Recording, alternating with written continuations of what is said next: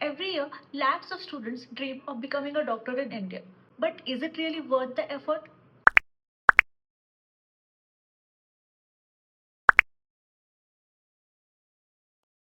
As a doctor myself, let me share with you the truths that no one actually talks about.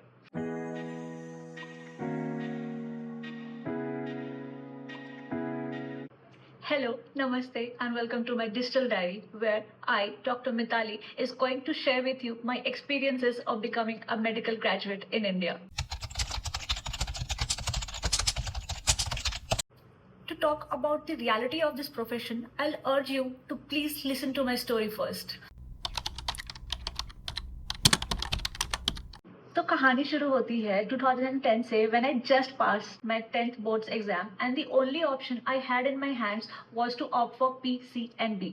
और मुझे बचपन से ही यही बोला गया था कि मुझे बड़े होके डॉक्टर बनना है और उसके लिए तो मुझे पीसीबी लेना ही था. Now, after giving my 12th exams in the year 2012, I appeared for AIPMT. I belong to the same category who gave both AIPMT and NEET UG exams क्योंकि first time में तो मेरे से clear हुआ ही नहीं. Then after failing in the first attempt, मैंने coaching classes join कर ली and एक साल के बाद in the year 2013, I got admissions in a private medical college in UP. Honestly मैंने इतनी मेहनत की भी नहीं थी कि belonging to a general category मैं अपने लिए एक गवर्नमेंट मेडिकल कॉलेज की सीट सिक्योर कर पाऊँ. Now after completing my 5.5 years of MBBS I was determined कि आगे जाके तो मुझे जॉब ही करना है क्योंकि मुझे इतना तो पता चल गया था that being an average student my entire life मैं एमडी या एमएस की सीट अपने लिए तो सिक्योर कर नहीं सकती. बस इसी उम्मीद say that I get a lot of exposure and build my confidence मैंने एक गवर्नमेंट मेडिकल कॉलेज ज्वाइन कर लिया और वहाँ पे मैंने जनरल मेडिसिन डिपार्टमेंट के अंडर 1.5 इयर्स कुछ काम किए including the Covid years. But by this time मुझे ये रियलाइजेशन हुआ कि मुझे हमेशा से एक रेप्यूटेड जॉब की तलाश थी जिससे मुझे बहुत ज़्यादा रेस्पेक्ट मिलती बट अकेले एक एमबीबीएस की डिग्री मुझे वो प्रोवाइड नहीं कर पा रही थी. फिर क्या मैंने अपनी हाई पेइंग जॉब को छोड़ा और नीट पीजी की तैयारी में लग गई. बट मेरी किस्मत को देखो बिकॉज ऑफ कोविड हमारे एग्जाम्स बार बार डिले होते गए एंड अल्टीमेटली जब हमारे एग्जाम्स हुए तो रिजल्ट्स में मैं क्वालिफाई हुई एंड फाइनली मैंने अपने लिए एक एमडी पैड की सीट सिक्योर कर ली थी. पर इस बार भी किसी गवर्नमेंट कॉलेज में नहीं, एक प्राइवेट कॉलेज में. पर मैं खुश थी क्योंकि मैं अपने ड्रीम से थोड़ी तो क्लोज आ चुकी थी और ये ब्रांच तो मेरी खुद की चॉइस की थी ना. हाँ, नॉट माई फर्स्ट चॉइस दो बट पैथोलॉजी मैंने खुद चूज कर रखा था. तो coming to the summary of the story is that the first time I appeared for any medical exam in my life was the year 2012. Failed, took a drop and then got admissions in 2013. I completed my MBBS in the year 2018 और फिर एक साल की compulsory rotatory internship करने के बाद in the year 2019 में मैंने government job join किया.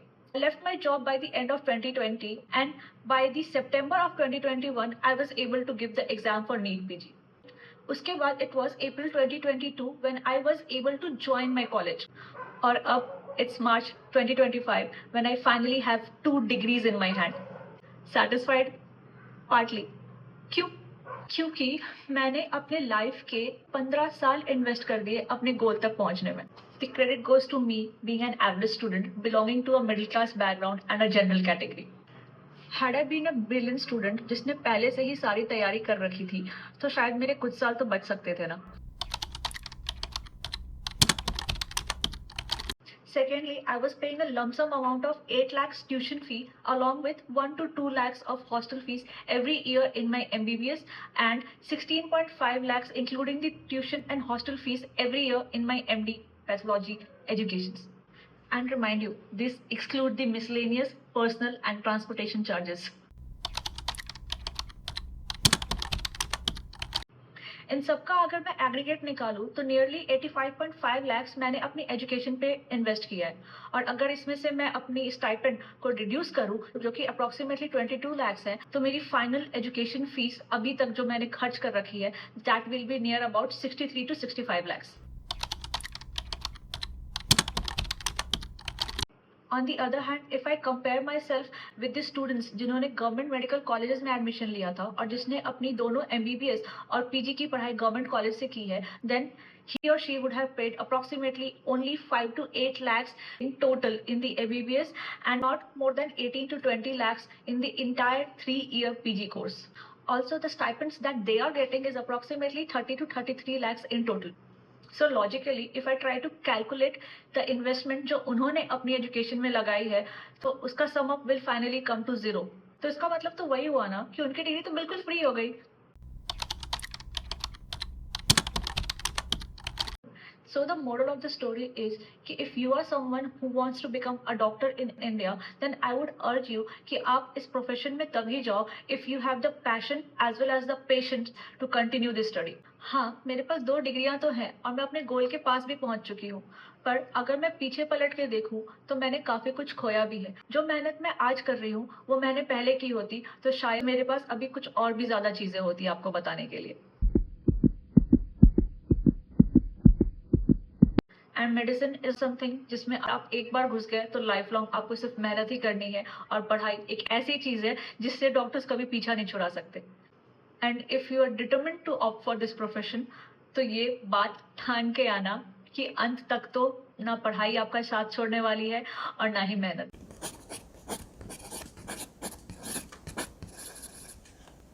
Bye for now.